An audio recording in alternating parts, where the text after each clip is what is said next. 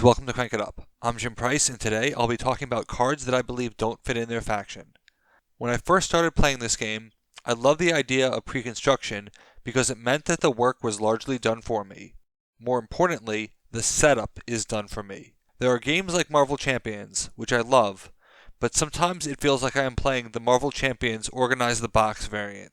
With Preconstruction, everything just goes together, most of the time. Occasionally, some cards don't fit in their faction, in my opinion, but there's another faction who would love to have that card. Here are 12 cards that I would reparent in another faction if I could, in no particular order. Once again, I'm talking about 12 because it's significant to Smash Up's future in a way only Reddit user Awesome360 understands. The first is Winds of Change of the Wizards.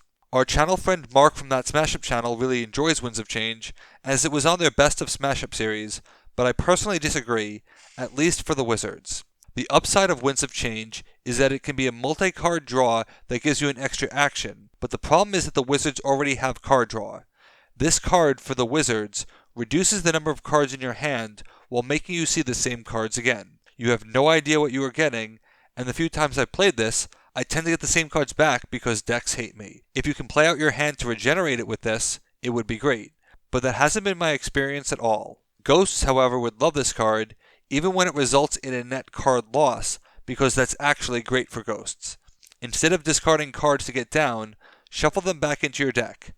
You don't have to worry about losing anything, and the extra action facilitates playing more cards and going down lower. And when you deplete your hand, this is how you get back quicker. This card to me would replace Seance, which hasn't really aged well and is overly restrictive. The second card is Heirloom of the Princesses. I love this type of card, which is self-referential and stacking, with power activation written all over it. There's just one problem. This card is terrible for the princesses.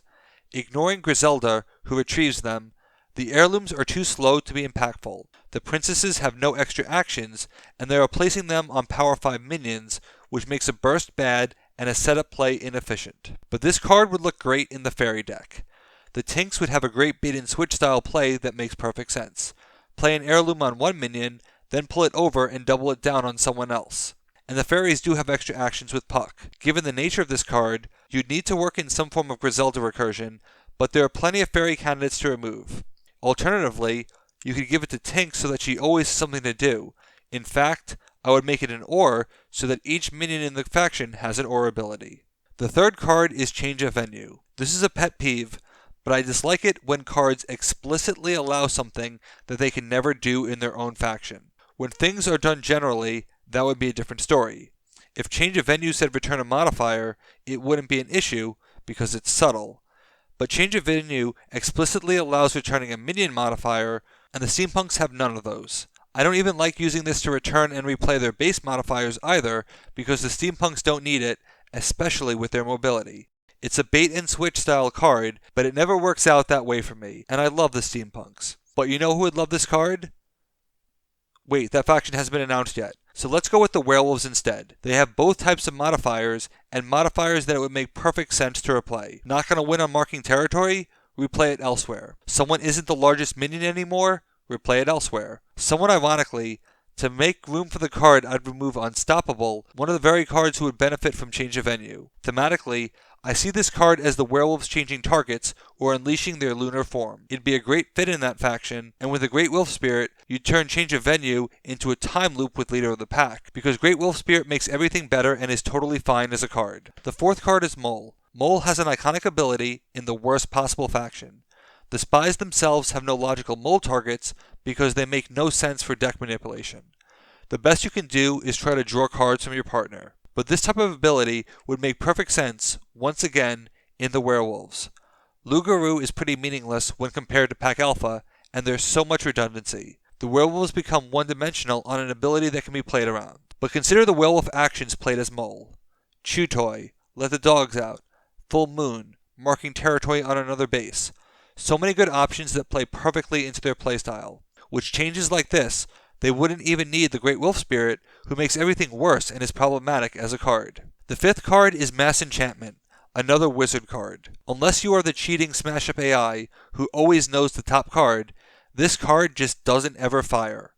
It does get stronger in multiplayer, but this has a 50% chance per player that it might work at all, and that doesn't even factor in that it's the wrong action. The wizards have no way to set this up, but spies do. This would combo very well with operative to know when is the perfect time to strike, and it makes sense thematically that the spies would attack your deck from within. Moon 03 adds even more opportunity to inspect the decks. The sixth card is Summon Wolves. After years of going back and forth on this card, I finally realized that it's not Summon Wolves, it's the vampires. They don't deserve this card. It's slow and requires a mean to keep people off the board, which the vampires really lack. But this would be a great bear cavalry card, and it's simple. Call it Summon Bears. Not only would this be a great combo card with Polar Commando, creating a great swing of power, but the bear cavalry have the antagonism to allow Summon Bears to grow. Major Ursa would apply even more pressure, and it gives the bear cavalry a non-antagonistic card, but a point to their antagonism. The seventh card is Knitting Circle. It's always interesting to me which factions get a disenchant, because it seems kind of random, and not all disenchants are created equal, which makes matters worse. But in a deck of bad granny cards, this card is inexplicably good. It's one of the strongest, most flexible disenchants, and it generates card draw. You could even use it on yourself, but the grannies lack many modifiers, and those are two you probably shouldn't destroy. But this card would be great for tricksters as a replacement for both disenchants. This card is stronger than both disenchants combined, and frees up a necessary trickster slot, while also giving them more options. They get more card draw, which they desperately need, but they also have a ton of base modifiers and can choose to destroy their own for cards. If you think about it, this is literally what Gremlin does, but the tricksters have targets like the useless hideout, or any number of modifiers that have served their purpose. A flame trap that's no longer necessary, a block the path, even enshrouding mist on a terminal play. And if you build your faction around Knitting Circle, you can lean into the strategy more and give them another modifier that reflects it. Perhaps it even has a payoff for being destroyed, like Gremlin. The eighth card is Lend a Hand of the Zombies. There are times I never play this card because the zombies don't want to lose access to their discard, but it does have their uses for them. It's better action recursion when you're out of grave robbing, and it can keep their deck alive to avoid a discard reset. But really, it feels like a luxury to zombies. This is a card most factions would love, and the zombies get it, and they don't even need or want it. But there's one faction in particular where it is needed and thematically relevant: Killer Plants. Plants can be perennial, but that isn't reflected in the faction at all, and Lend a Hand fixes that. Suddenly, they aren't so minion-starved, and you don't have to worry about kamikaze sprouts. I'd even be fine taking out one of the bigger Killer Plant cards to facilitate this, as it would make them more well-rounded. The ninth card is Tattoo Artist of the Polynesian Voyagers. The tattoo theme just really isn't there for the Voyagers. When you look at comparable tutors, Token of Affection has 8 targets, and Sapa Inca has 7. Tattoo Artist has only 5. 2 aren't very good, and 2 of them you would draw but not play immediately. Recurring them is currently powerful, but these types of cards benefit from minion modifier diversity, and the Voyagers don't have that. But the Changer Bots do, and they have 8 modifiers. You can search for Power, Destruction, Movement, Destruction Prevention.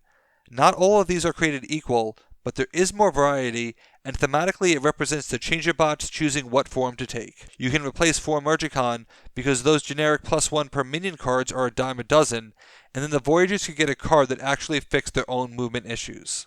Teaching Power isn't a good fit for Mythic Horses because they are usually winning anyway and have no knowledge of what is coming. But Spies do, and they enjoy their specials. Especially if you move Mole to Werewolves, there would be an opening for a different type of special.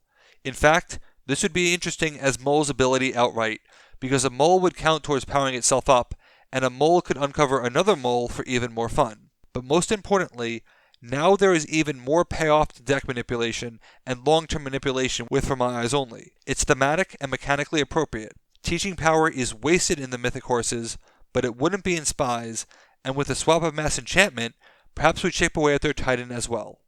Counting Sheep has always been a problem for me, because the sheep have no means to trigger it themselves. This is the type of ability that exists purely to be exploited by a rival, since they could factor in that power for efficiency. Counting Sheep would have a better home in a classic sheep pairing. Elves. This play fits perfectly into their strategy, and is easily triggerable by their cards. It's a shame that the infinite loop requires once per turn, but that's what happens when you allow cloning, Stephen McArg. Still, the payoff for elves becomes less of a gimmick and much more strategic, and the opposing players have to really fear a Fae Fighter triggering it and causing shenanigans. To cut a card, I might actually cut Helping Hands, because there's potential for the card to be really unfun, even though I like it. My final card is Eternal Hero of the Warriors. When you look at the warrior cards, every card other than Dumbles cares about monsters.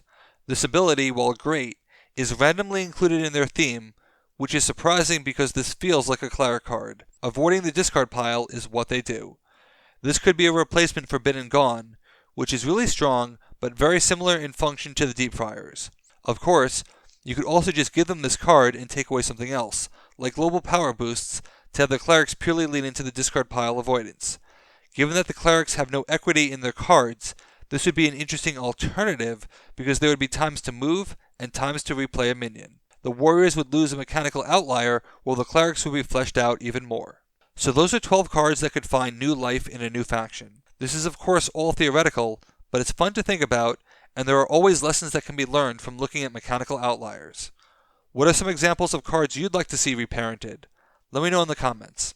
If you enjoyed this video, be sure to check out our Erudia videos on this channel and join us in the Discord.